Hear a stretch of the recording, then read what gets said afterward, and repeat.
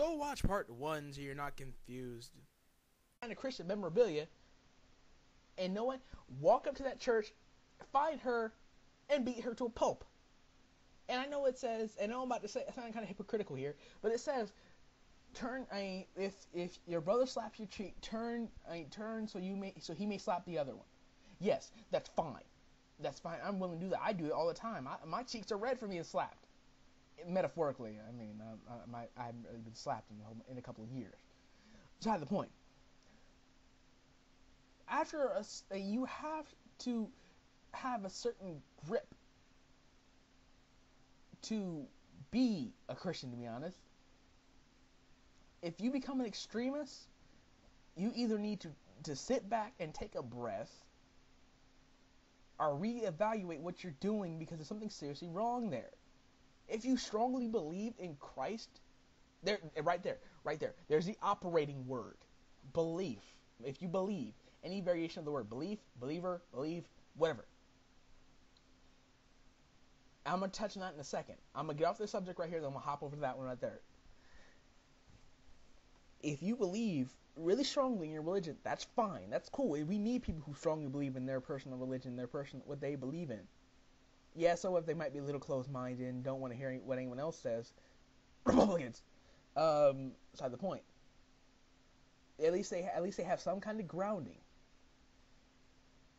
Because I think it's the old Confucius proverb. Tree built in sandy soil will not be able to withstand the harsh rains. Basically saying, if you don't have some kind of grounding, you have no way to hold on whenever things are getting tough. That's the main thing about religion. That's why, for all you atheists wondering out there, how the hell can we follow a simple belief? That's basically it. It doesn't so much mean it's not so much the message. It's just the feeling behind it. Like we have something anchoring us down. So we may actually, so whenever things start getting a little rough, we have somewhere we can turn. Whether it be real or not, it's not the question. The point is, we choose a belief due to us naturally seeking a group that we can fall back on when things start getting hard. It's a natural instinct, and it's something naturally that happens. If you're able to elude that natural need to be a part of something, then you're stronger than you let on. Now, back to the other thing that's really, really annoying me. Christians saying that they're the only correct ones. Does anyone else find that strange besides me? Anyone ever like sit back and scratch their heads and saying, have you ever seen God? No. Has he ever spoken to you? And don't give me any other rhetoric, just say yes or no. No, he hasn't. Has he done? You can run off a list of things. Have you seen him? Have you touched him? Have you spoke to him? Have you at any other form know of God short of those the ones that you've been given through the Christian faith? And if they answer no, that should lead them with a simple answer. All religion is belief. You believe it. Doesn't necessarily make it true. It's a simple belief. Whether or not you choose to believe in something, that's your own personal thing.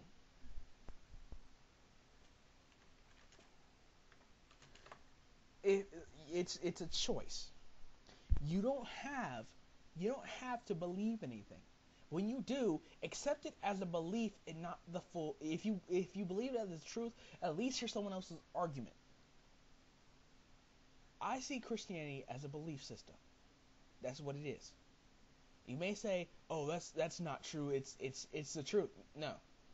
Faith. You have faith in something. Faith does not definitely mean that it's the truth. You hope it's the truth. You may personally believe it's the truth. It doesn't make it the full-blown truth until you get to the end. When you get to the end of the race, you find the cake. And if you find the cake is a lie, then you're screwed. Ain't shit else you can do about it. When you get to the end of the maze, after you've gone through all life's trials and tribulations and talking machine gun turrets, yes, I'm making a Portal reference. If you haven't caught it now, if you didn't catch it before, you hopefully caught it now. and all the companion cubes, another Portal joke,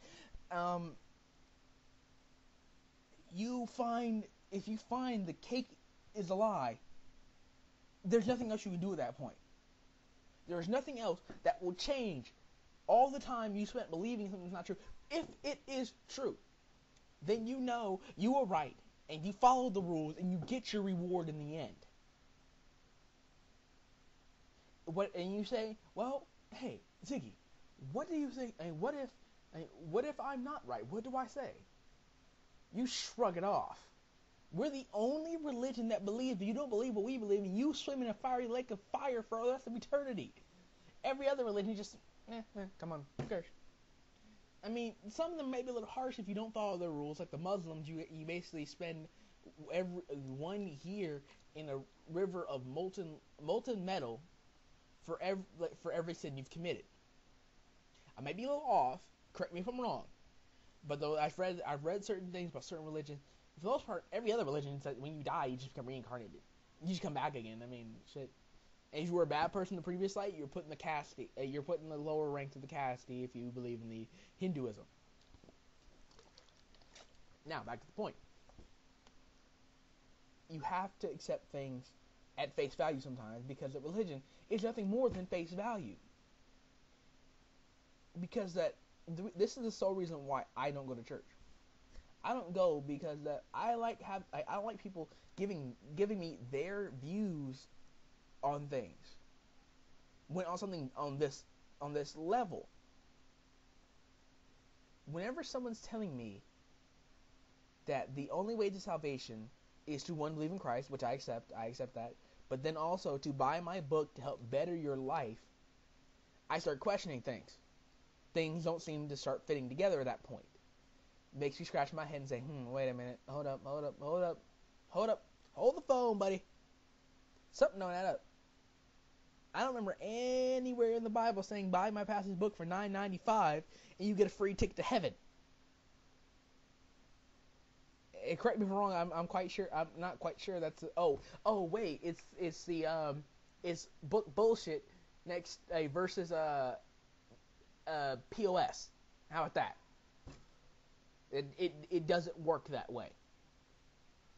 That pastor's life ain't perfect. Your life won't be perfect for reading the book. Only book you really need to worry about in Christianity is the Bible, and even that has flaws in it. But I'm not going to go into that. The book has holes because it's been translated and handed down so many times that it kind of becomes askew. And then there are so many different versions of the Bible. Do not get me started on those. That everyone says that there's one true version, which is the King James version. And the only reason why it is because some old fart with a crown a couple 100 years ago decided to say, you know what, this is my book, I won't charge anybody for it. Hence making it the only real version. Anyone ever find that kind of odd, how that guy just happened to one day say, you know what, fuck everybody else. It's my way or the highway. Oh wait, every king did that. Anyone ever thought about that? So, next time you're sitting in front of your TV, watching TBN, or whatever the crap the name of your TV channel is, it seems to change every city I go to. When you're watching it, and you hear them open their mouth about one of two things: books, one not connected to Christianity, or might be, but are strongly, if not 100% based in fiction, and saying, Go watch part 3. Do it now. Get in the chopper.